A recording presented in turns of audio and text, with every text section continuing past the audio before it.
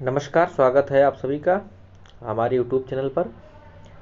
हम लोग दर्शन का अध्ययन कर रहे थे। दर्शन का परिचय हमने पिछली वीडियो में जाना था, पिछली क्लास में जाना था। आज हम उसी की श्रृंखला में सांख्य दर्शन का अध्ययन करेंगे। सांख्य दर्शन को हम 2 क्लास में पढ़ेंगे, 2 वीडियो में पढ़ेंगे। आज सांख्य दर्शन होगा और आपको अगले क्लास में भी सांख्य दर्शन पढ़ेंगे, जिसपे सांख्य दर्शन में 70 कारिकाएं दी गई हैं। ईश्वर कृष्ण की सांख्य कारिका है। हम सांख्य दर्शन में जो मुख्य विवेचनीय विषय हैं उनको पढ़ने वाले हैं। संक्षिप्त क्लास होगी, परीक्षा उपयोगी होगी, जो स्पष्ट आपको व्याख्या किया जाएगा। इसमें सरल स्पष्ट व्याख्या मिलेगी। तो हम बढ़ेंगे आगे। इसके पहले अगर आप चैनल पर पहली बार आए हैं तो प्लीज़ चैनल को सब्सक्राइब कर लीजिए और इस वीडियो को शेयर भी करिए, ताकि यहाँ से मिलने वाले वीडियो का लाभ अन्य लोग भी उठा सकें और हमसे जुड़ सकें। हम बढ़ते हैं आगे और पढ़ते हैं सांख्य दर्शन या सांख्य कारिका। तो सांख्य दर्शन के प्रणेता हमने बात की थी पिछले वीडियो में कि कौन है। तो कपिल मुनि सांख्य दर्शन के प्रणेता हैं। कपिल मुनि ने सांख्य दर्शन को बताया है। इसका अर्थ क्या होता है, सांख्य दर्शन है क्या? तो सांख्य संख्या से संबंधित है। सांख्य दर्शन में संख्या की उत्पत्ति होती है सम उपसर्ग पूर्वक। सम उपसर्ग और ख्या प्राकथने धातु, ख्या प्राकथने धातु से अंग प्रत्यय जब लगाएंगे और उसके बाद में हम अंग प्रत्यय लगाने के बाद में टाप करेंगे तो क्या बनेगा? इसके बाद में हम टाप करेंगे तो सम प्रत्यय लगाएंगे, ख्या धातु है, प्राकथन में ख्या धातु, अंग प्रत्यय लगाने के बाद में टाप लगाएंगे तो संख्या शब्द बनता है। तो संख्या का अर्थ क्या हुआ? संख्या जो होता है वो गणना करने के अर्थ में होता है। संख्या शब्द गणना करने के अर्थ में होता है। हम जब गणना करते हैं तो संख्या यूज होती है, प्रयोग में लाते हैं हम उसको, संख्याओं को।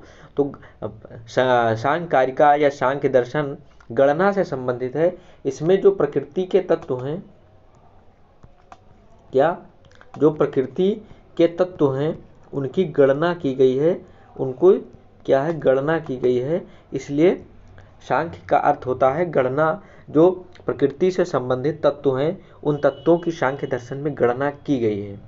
हमने इसके बताए थे कि कितने तत्व हैं, कितने प्रमाण मानते हैं, सब कुछ हमने बता दिया है। टाइम हम बर्बाद नहीं करेंगे, आगे बढ़ेंगे सीधा और हम बताते हैं आपको परीक्षा में क्या पूछा जाता है।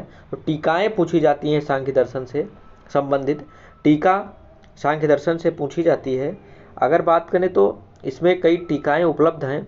सबसे पहली एवं प्राचीन टीका सांख्य दर्शन की अगर पूछे तो कौन सी मानी जाती है? सबसे प्राचीन टीका जो है वो माठर वृत्ति है। आचार्य माठर इसके प्रतिपादक थे। माठर वृत्ति ये सबसे प्राचीन मानी जाती है। उसके बाद में गौड़पाद भाष्य, जो कि आचार्य गौड़पाद की है।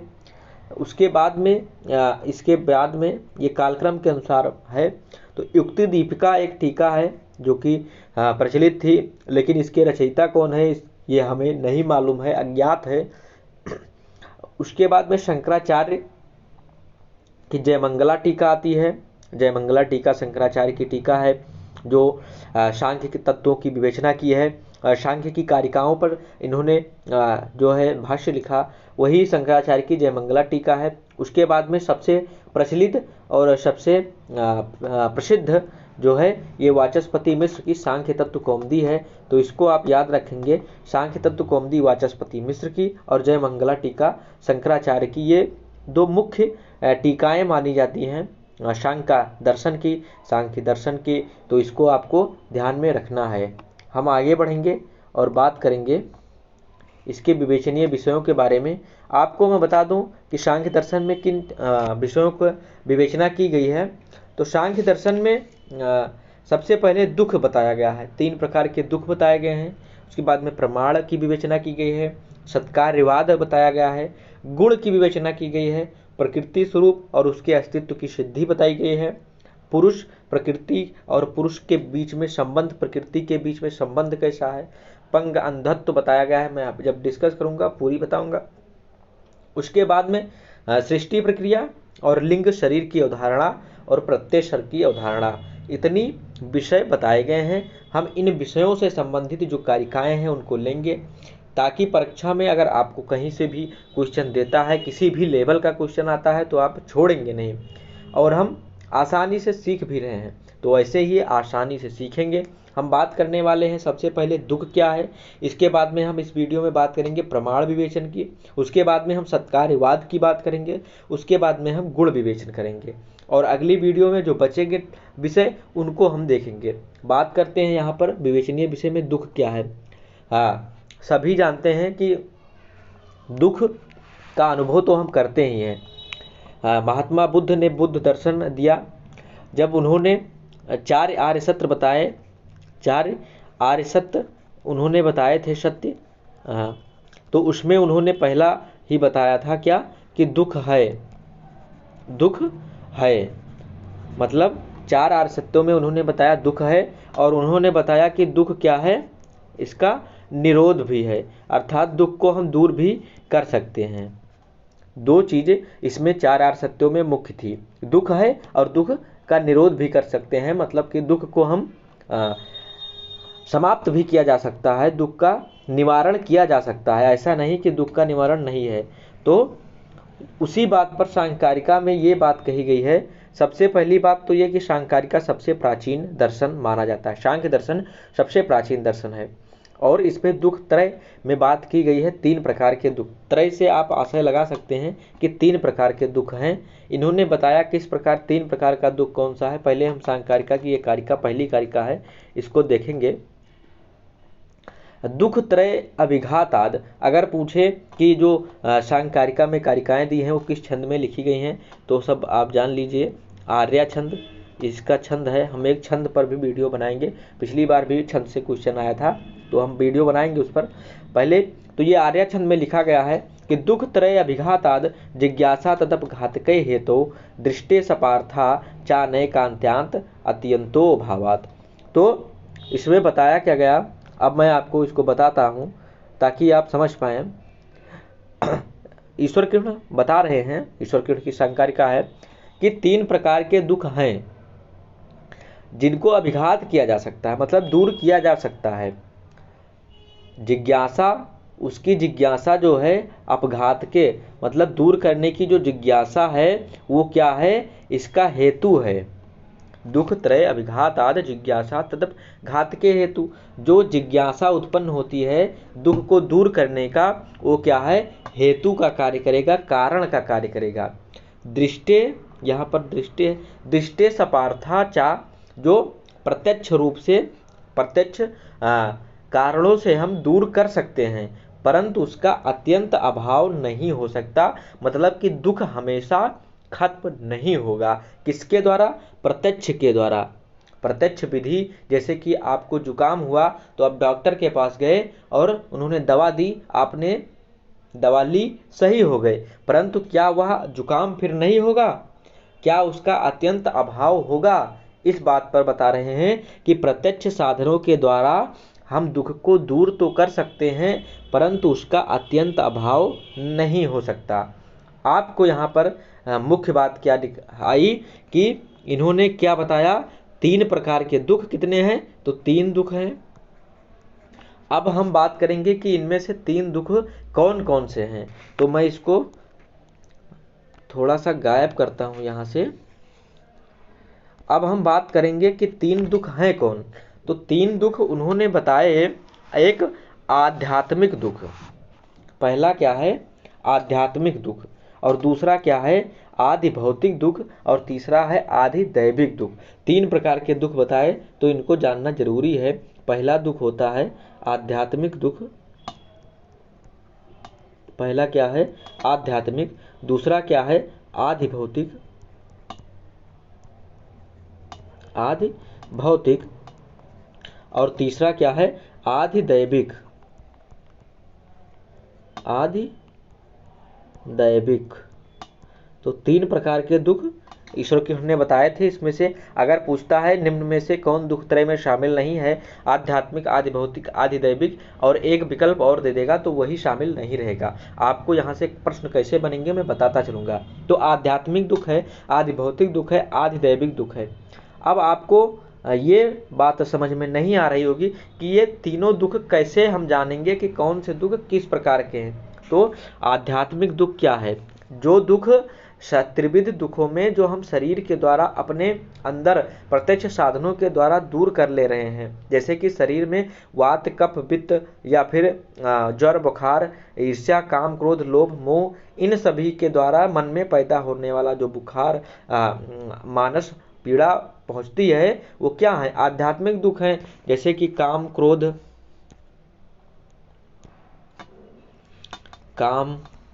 क्रोध मोह डिप्रेशन, क्या है ये सब? यही सब क्या है? आदि दैव्य आध्यात्मिक दुख है। ये आध्यात्मिक दुख है, इनको आध्यात्मिक दुख कहा गया है क्योंकि ये हमारे मन मानस से संबंधित होते हैं। आदि भौतिक दुख क्या है? जो भौतिक प्राणियों से प्राप्त हो। जैसे कि आप बैठे हैं कहीं रात में जा रहे हैं और आपको सर्प ने काट लिया। सर्प क्या है? भौतिक प्राणी है, भौतिक जगत में पाया जाता है। बिच्छू हो गया, ने डंक मार दिया। आप जा रहे हैं किसी कटीले तार में फंस करके आपके शरीर पर घाव आ गया। ये सारे क्या हैं? तो दुख हैं जो आध्यात्मिक दुख हैं। ये आदि भौतिक दुख हैं। जैसे कि सर्प का काट लेना, सर्प का काटना, बिच्छू ने डंक मारा, या किसी भी शारीरिक मतलब कहने का आशय जो भौतिक वस्तुओं के द्वारा हमको दुख पहुंचे, वो आदि भौतिक दुख है। और आदि दैविक दुख क्या है? दैविक आपदाओं के द्वारा जो दुख पहुंचे वो आदि दैविक दुख है। जैसे कि भूकंप आ गया और कई लोग उसमें त्रस्त हो गए, कई लोग की मौत हो जाती है भूकंप के द्वारा। सुनामी आ गया, ज्वालामुखी आ गया, सुनामी हो गया, ज्वालामुखी हो गया, ये सारी क्रियाएं क्या है? आदि दैविक दुख है। तो तीन प्रकार के दुख बताए गए, आध्यात्मिक दुख, आदि भौतिक दुख और आदि दैविक दुख। अब हम आगे बढ़ते हैं और बात करेंगे प्रमाण क्या है। दुख समझ में आ गया होगा। एक तीन प्रकार के दुख बताए गए हैं। तीन प्रकार के दुख, दुख त्रय अभिघातात् जिज्ञासा तप घातकै हेतु। जिनकी जिज्ञासा जो है वो क्या है? हेतु है। हम उसको अपघात, अगर कोई ऐसा कहे कि हम दुख तो उत्पन्न होता है पर उसका निवारण क्यों करें? निवारण इसलिए करेंगे क्योंकि हमारे मस्तिष्क जो बुद्धि है, इसमें बुद्धि में तीन प्रकार के गुण हैं, रजगुण, तमगुण और सत्वगुण। तो तीनों गुणों में से रजगुण जो है वो चलायमान गुण है, चंचल गुण है, जिज्ञासा उत्पन्न करता है। और ये जो जिज्ञासा होता है यही क्या है? इसके अपघात करने का, इसको दूर करने का हेतु कारण बन जाता है। इसलिए हम उसको दूर करने का प्रयत्न करेंगे। अब बात उन्होंने बताया कि हमको शास्त्र क्यों पढ़ना चाहिए, क्योंकि हम प्रत्यक्ष प्रमाण के द्वारा, प्रत्यक्ष रूप के द्वारा दवाओं से या किसी भी अन्य प्रकार से जो प्रत्यक्ष हमारे साधन उपलब्ध हैं उनसे हम अत्यंत अभाव नहीं कर सकते। इनको हम हमेशा के लिए निवारण नहीं कर सकते, दूर नहीं कर सकते हैं। तो इसलिए शास्त्र की विवेचना की जानी चाहिए, शास्त्र पढ़ना चाहिए। अब हम जाने कि तीन प्रकार के दुख क्या हैं। तो एक आध्यात्मिक दुख है, दूसरा क्या है? आदि भौतिक दुख है, तीसरा आदि दैविक दुख है। तीनों में दुख में कैसे आया? तो काम क्रोध मोह ईर्ष्या शारीरिक पीड़ा, ये सारे ज्वर बुखार जो आते हैं ये सब आध्यात्मिक दुख हो गए। जो हमारे भौतिक प्राणियों के द्वारा उत्पन्न हो, कोई आपसे बड़ा है दो तमाचा मारा, वो क्या आ जाएगा? आदि भौतिक दुख है, क्योंकि वो भौतिक प्राणी के द्वारा आपको दुख पहुंचा। सर्प ने काट लिया, किसी ने दंड दे दिया, बिच्छू ने का डंक मारा, या फिर आपने कोई भी कटीले तार में जाके फंस गए, कहीं चोटिल हो गई, एक्सीडेंट हो गया, दुर्घटना हो गई, ये सारे क्या हैं? आदि भौतिक दुख हैं। आदि दैविक दुख क्या है? भूकंप, सुनामी, ज्वालामुखी, इन सारी क्रियाओं के द्वारा जो हो जाते हैं, ज्वारभाटा उत्पत्ति, भयंकर तूफान आ गया, या फिर यज्ञ राक्षस योग विनायोग ग्रह जो शांत कराते हैं, जिनको विश्वास है इन सब में, तो उनको लिए क्या है? वो आदि दैविक दुख है। तो तीन प्रकार के दुख हैं, इनके बात में हमने बात की। हम आगे बढ़ेंगे और प्रमाण विवेचन की बात करेंगे। प्रमाण क्या बताएंगे, ये बहुत ही इंपॉर्टेंट है। तीन प्रकार के प्रमाण सांख्य दर्शन में बताए गए हैं। कौन कौन? एक दृष्ट प्रमाण है, दृष्ट अनुमान आप्त वचनम, दृष्ट अनुमान आप्त वचनम चा सर्व प्रमाण सिद्धत्वात् त्रिविधम प्रमाणम इष्टम प्रमेय सिद्धि प्रमाणाधि। कहने का तात्पर्य क्या हुआ इसमें कि जो दृष्ट है, मतलब कि इसमें तीन प्रमाण के बताए गए। एक दृष्ट दूसरा क्या, अनुमान, तो यहाँ मैं लिख दे रहा हूँ, दूसरा क्या है, अनुमान, और तीसरा क्या है, आप्तवचन। तीसरा क्या है, आप्तवचन। 3 प्रकार के प्रमाण बताए गए हैं। इसमें इस कारिका का अर्थ क्या हुआ, जो लोग श्लोक को नहीं समझ पा रहे हैं, जो लोग इस आर्या छंद में लिखे हुए कारिका को नहीं समझ पा रहे हैं, वो परेशान नहीं होंगे। पेपर में, एग्जाम में आपको कारिका का व्याख्या करने को नहीं आएगा। आपको क्या आएगा कि सांख्य दर्शन में कौन प्रमाण माने गए हैं, दृष्ट से क्या तात्पर्य है, कौन कितने दुख माने गए हैं, दुख में कौन 3 दुख है, कौन बाहरी दुख है, मतलब उसमें नहीं शामिल है, ऐसे प्रश्न बनेंगे। तो मैं समझा दे रहा हूँ, आपको याद तो हो ही जाएगा, तो इसमें परेशान होने जैसी कोई बात नहीं है। अब हम बात करेंगे इसमें क्या बात किया गया है। तो दृष्ट का अर्थ क्या होता है, प्रत्यक्ष। प्रत्यक्ष प्रमाण होता है कि हम आंखों से स्वयं देख रहे हैं, तो हम प्रमाण के रूप में उसको मानेंगे। अब जो प्रत्यक्ष दिखाई नहीं दे रहा है, तो उसके बाद में क्या करेंगे, हम अनुमान लगाएंगे कि आज वर्षा होगी, तो ये क्या हुआ, अनुमान हुआ। तो प्रत्यक्ष प्रमाण होता है, अनुमान प्रमाण होता है। और आप्तवचन, आप्तवचन से क्या तात्पर्य है, आप्तवचन वह होते हैं, वह शब्द होते हैं जो कि किसी विश्वसनीय के द्वारा कहे हों, जैसे कि वेद में लिखे हुए वाक्य क्या हैं, आप्तवचन है। किसी मुनि के द्वारा, जो झूठ नहीं बोलता है, जो असत्यवादी नहीं है, जो असत्यवादी नहीं है, उनके जो शब्द होते हैं वही क्या होते हैं, आप्तवचन होते हैं। और उन शब्दों को हम क्या करते हैं, प्रमाण के रूप में सिद्ध करते हैं, प्रमाण के रूप में मानते हैं। तो सांख्य दर्शन बताता है कि केवल 3 प्रकार के प्रमाण हैं, इन्हीं में सभी प्रमाणों की सिद्धत्वात्, सभी प्रमाणों की इन्हीं तीनों प्रमाणों में ही सिद्धि हो जाती है। त्रिविधम प्रमाणम इष्टम, यही 3 प्रकार के प्रमाण हैं। और प्रमेय, सिद्धि, प्रमाणादि, बाकी जो सिद्ध करने में सहायक हैं वो क्या है, प्रमेय हैं, वो प्रमाण है ही नहीं। वो बताता क्या है कि जो प्रमाण की सिद्धि में सहायक होते हैं वो क्या है, प्रमेय हैं। प्रमाण, सिद्धि, प्रमाणादि, मतलब कि जो प्रमाण की सिद्धि में सहायक है वो क्या है, प्रमेय है। प्रमाण तो केवल 3 ही मानता। तो सांख्यकारिका से अगर प्रश्न पूछे कि सांख्यकारिका ने कितने प्रमाण मानते हैं, तो एक दृष्ट प्रत्यक्ष प्रमाण, अनुमान और आप्तवचन, 3 प्रकार के ही प्रमाण माने हैं, अन्यथा कोई भी प्रमाण सांख्यकारिका नहीं मानता है। हम आगे बढ़ेंगे, अब बढ़ेंगे और सत्कार्यवाद क्या है इसको जानेंगे। 5 सत्कार्यवाद बताए गए हैं, इसमें पांचों को हम समझेंगे। इसमें बताया क्या गया है आपको हम बताने वाले हैं, आप यहाँ समझेंगे। असद करणात उपादान गृहणात सर्वसंभव अभावात। यहाँ देखिए, ये एक हो गया असद करणात उपादान गृहणात सर्वसंभव अभावात। शक्तस्य शक्य करणात कारणात भावच्च सत्कार्यम। तो यहाँ से आपका क्या होगा, कारणात ये चौथा हो गया था, ये 5वां। तो 5 सत्कार्यवाद हैं, 5 सत्कार्यवाद हैं। अब सत्कार्यवाद से तात्पर्य क्या है, तो सांख्य शास्त्र में जो अव्यक्त है, जो हमारे सामने दिखाई नहीं दे रहा है, उसको व्यक्त का कारण माना गया है। क्या है, जो अव्यक्त है, अव्यक्त है उसको क्या है, व्यक्त का कारण माना गया है। इसका क्या माना गया है, कारण माना गया है। जो अव्यक्त है वो व्यक्त का कारण माना गया है। और इस अव्यक्त की जो सिद्धि होती है, इसी के लिए सत्कार्यवाद बताया गया। यही सत्कार्यवाद की प्रतिज्ञा की गई है, यही सत्कार्यवाद बताया गया है। क्योंकि सांख्य दर्शन में जो मूल तत्व क्या है, पुरुष है और प्रकृति है, 2 ही मूल तत्व हैं। और इन्हीं 2 मूल तत्वों के द्वारा सांख्य दर्शन प्रणीत होता है। तो इसमें 5 बताए गए, जो अव्यक्त है वो व्यक्त का कारण है। सांख्य दर्शन में जो भी अव्यक्त तत्व हैं, हम जिसकी दर्शन या प्रत्यक्ष रूप से नहीं देख पाते हैं, वह सब क्या है, व्यक्त का कारण है। अब इसमें हम बढ़ेंगे आगे और देखेंगे कि ये है क्या, असद करणात का अर्थ क्या होता है। पहले में सबसे पहला क्या बताया गया है, असद करणात, मतलब कि असत।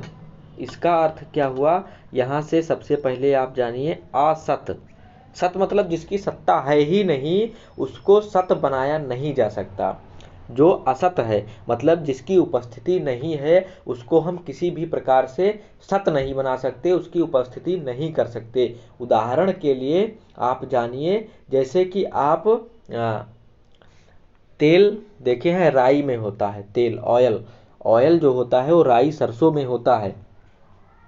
यहाँ पर आप देखेंगे जो तेल है, आप उदाहरण मैं दे रहा हूँ, उदाहरण ये है कि जैसे तेल निकलता है किससे, राई से। राई से क्या निकलता है, तेल निकलता है, ऑयल निकलता है। इतना बात तो समझ में आती होगी। अब राई में तेल पहले से है, सत विद्यमान है, तभी तो तेल निकाल सकते हैं।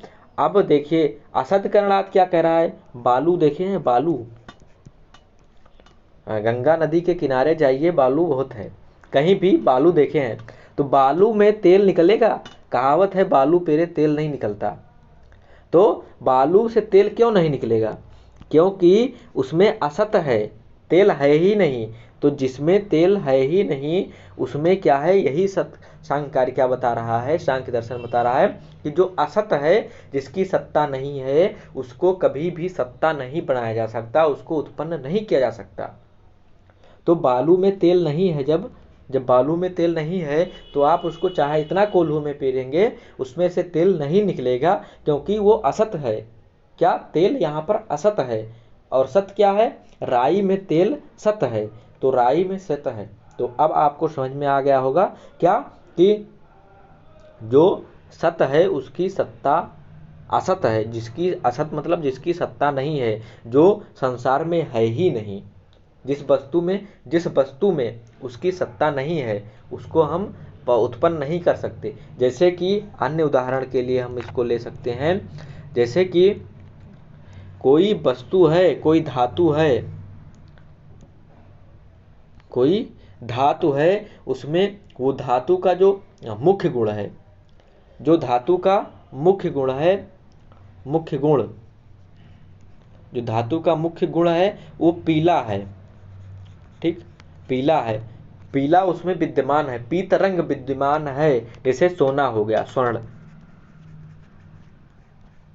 तो इसको चाहे जितने शिल्पकार मिल जाएं, इसको नीला वर्ण नहीं बनाएंगे, नहीं बना सकते।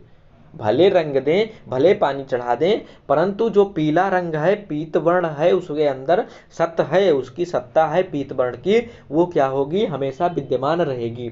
और नीला नहीं है तो इसको चाहे जितना कर सकते हैं, उसमें नीला वर्ण की, नीले वर्ण की सत्ता को उत्पन्न नहीं किया जा सकता। यही क्या है, असद करणात है। ये क्या है, असद करणात है। अब ये बात आपको समझ में आ गई होगी। हम आगे बढ़ेंगे और जानेंगे उपादान गृहणात क्या है। उपादान गृहणात क्या है कि जिसके लिए, जैसे हमने अभी लिया था तेल के लिए, क्या राई या सरसों, राई में क्या है, तेल है, तो राई क्या है, इस तेल के लिए क्या है, उपादान है। क्या है, उपादान है, क्योंकि तेल हमको कहाँ से मिलेगा, केवल राई से मिलेगा। तो जो तिल रूपी तेल है वो क्या कर रहा है, यहाँ पर उपादान का कार्य कर रहा है। जैसे घड़ा बनाना है, तो घड़ा बनाने के लिए हमको किसकी आवश्यकता है, मिट्टी की। तो घट बनाने के लिए जो मिट्टी है वो क्या है, उपादान है, क्योंकि मिट्टी से ही घड़ा बनेगा। उसी प्रकार से तेल क्या है, राई से ही उत्पन्न हो सकता है। तो ये क्या हुआ, उपादान गृहणात हुआ। अब हम बढ़ेंगे आगे और जानेंगे सर्वसंभव अभावात। सर्वसंभव अभावात मतलब क्या हुआ, कि जिसमें संभावना है।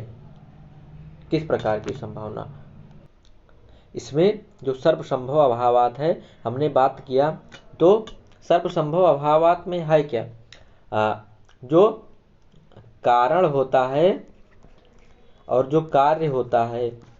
मतलब देखिए कारण क्या था, जब हम राई की बात किया था और तेल की बात की थी, यहीं पर देखिए तो जो तेल है ये क्या है, कारण है। राई क्या है, ये कारण है। यहाँ पर राई क्या है, कारण है, और तेल क्या है, कार्य है।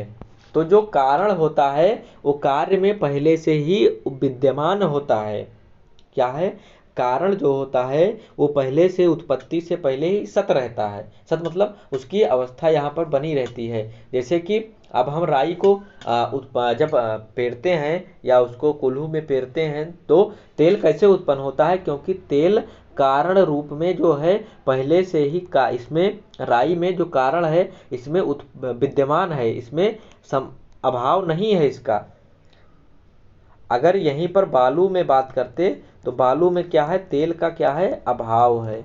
तो यहाँ पर क्या है? सर्वसंभव अभावात, मतलब कि सभी के द्वारा हम उसकी विद्यमानता सिद्ध नहीं कर सकते हैं। सभी में असत कार्य नहीं उत्पन्न किया जा सकता। जिसमें विद्यमान है कार्य कारण के रूप में पहले से ही, वही हम उत्पन्न कर सकते, उसी से उत्पन्न होगा। आगे हम देखेंगे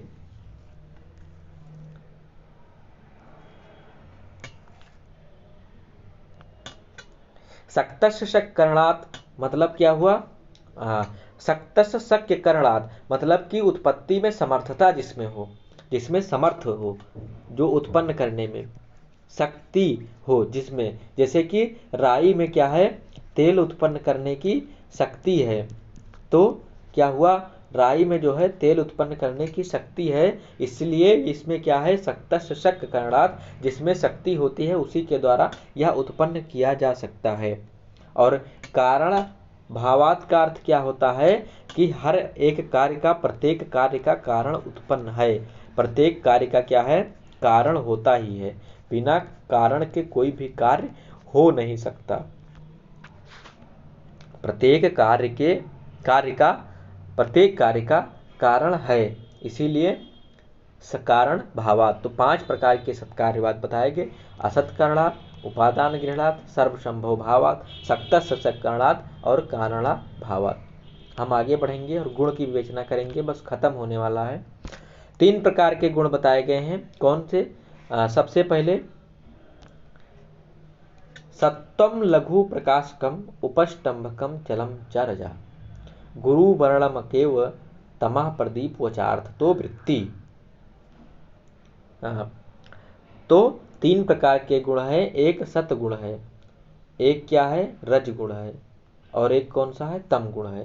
यहाँ मैं मार्क कर दे रहा हूँ, एक सत, एक रज और एक तम। अब तीनों गुणों के बारे में हम थोड़ा जानेंगे, उसके बाद में समाप्त हो जाएगी। तो सत या सत्व गुण कहते हैं इसको, ठीक? सत्व, सतगुण। ये क्या है? लघु होता है, छोटा होता है, और प्रकाश कम, मतलब कि ये क्या है? प्रकाश युक्त होता है। कौन सा गुण? सत्व गुण। ये कैसा गुण है? ये प्रकाश युक्त गुण है।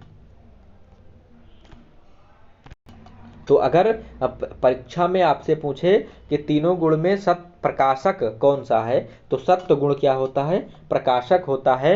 ये लघु होता है और ये प्रकाशक होता है। इसकी विशेषता क्या है? लघु होना और प्रकाशक होना। लघु का अर्थ यहाँ पर ये हुआ कि किसी वस्तु के ऊपर जाने में जो धर्म होता है, वही धर्म क्या होता है? लघुत्व कहलाता है। दर्शन है तो शब्द थोड़े से भारी होते हैं, इसीलिए जैसे कोई कार्य करना है तो कार्य में जो धर्म उत्पन्न होता है वही क्या है? लघु होता है, उसी को लघुत्व कहते हैं। जैसे कि पृथ्वी और जल, तो जल पृथ्वी के नीचे गिरने में जो गुरुत्व का कारण है वो लघुत्व गुरुत्व के विपरीत होता है, इसलिए सत्व गुण में लघुता ज्ञापित होती है। ठीक? तो सत्व जो सत्य है इसमें क्या है? ये प्रकाशक होता है, प्रकाशवान होता है, और ये लघु होता है। आगे बात करें हम यहाँ पर तो आगे क्या हो? रज, रजगुण मतलब रजोगुण, जिसको राजा वाला गुण कहते हैं। ये क्या होता है? चंचल होता है। चलम मतलब चलायमान होता है। ठीक है? जो प्रगतिशील होता है, प्रवृत्तिशील होता है। तो रजोगुण कैसा होता है? चंचल होता है, चलायमान होता है, जो कि सत्व गुण को चलायमान रखता है। और जो तमह होता है ये गुरु वर्ण होता है। ये क्या होता है? तमह गुरु वर्णकमेव। यहाँ पर हम आगे स्लाइड में लेते हैं। तम जो है वो क्या है? गुरु वर्ण का होता है, गुरु वर्ण का होता है। तमः जो है गुरु वर्ण का होता है। जो तम है वो गुण वर्ण का होता है, जो सत्व गुण के विपरीत होता है।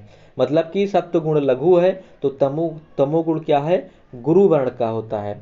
और तमोगुण अवरोध का कार्य करता है। जैसे आप कोई कार्य करना चाहते हैं तो आलस्य उत्पन्न होना क्या है, तम का प्रतीक होता है।